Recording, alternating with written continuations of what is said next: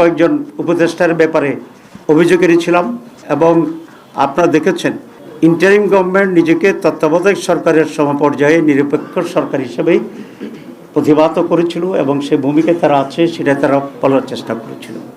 এবং একটি নীতিগত কথা ছিল যে ইন্টারিম গভর্নমেন্টে যারা দায়িত্বে থাকছেন উপদেষ্টা হিসাবে তারা কোনো সরকারে দলীয় সরকারে তারা কোনো ধরনের অংশগ্রহণ করবেন না, কোনো মন্ত্রিত্ব গ্রহণ করবেন না।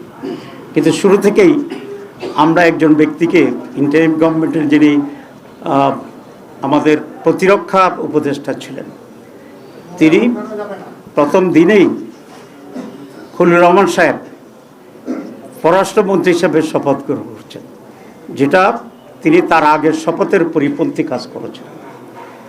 এখানে এটা স্পষ্ট যে খলিলুর রহমান ছিল লন্ডন কনস্পিরেসির প্রধান হোতা এবং সেখান থেকে তিনি সরকারকে মোটিভেট করে ষড়যন্ত্র করে বর্তমান যারা সরকারে আছেন তাদেরকে সুবিধা দেওয়ার জন্যই উনি অব্যাহতভাবে কাজ করেছিলেন এবং তার সেই কাজের পুরস্কার হিসাবেই উনি পররাষ্ট্রমন্ত্রীর এই রিওয়ার্ডটা উনি পেয়েছেন।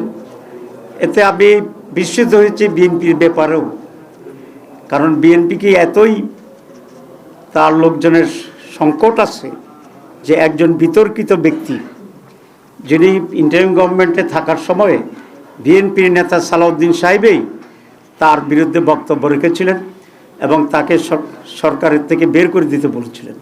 তো এই খারাপ লোকটা, যেটা বিএনপির দৃষ্টিতে তখন খারাপ ছিল, এবং সালাউদ্দিন সাহেবের বক্তব্যের পরে উনি বিএনপির সাথে নিশ্চয়ই গোপনে এমন এক কন্ট্যাক্টে গেছেন যে তারা বিএনপির স্বার্থ সংরক্ষণের জন্য উলঙ্গভাবে ভূমিকা নিয়েছেন, যে কারণে বিএনপির আস্থাভাজন হয়ে আবার তিনি বিএনপির মন্ত্রী হয়েছেন।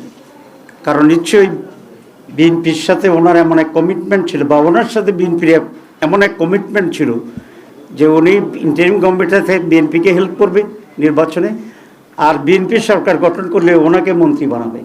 এই দুটাই কিন্তু ওই তাদের অবস্থান দিয়ে পরিষ্কার হয়।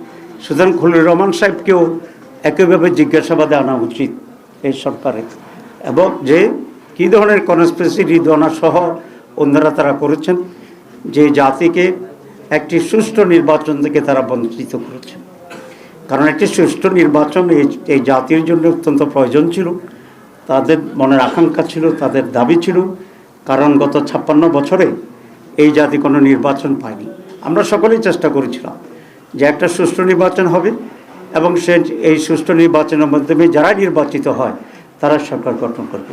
এই যে জাতির আকাঙ্ক্ষা, এই যে জুলাই লড়াই, এই যে জীবন দেওয়া, এই যে রক্ত, এই যে আমাদের রাজনীতির গতিপক্ষে পরিবর্তন করে দেওয়ার যে গাদ্দারি, দালালি, জাতির সাথে বিদ্রোহ, এই সব কিছুর জন্য এরা দায়ী।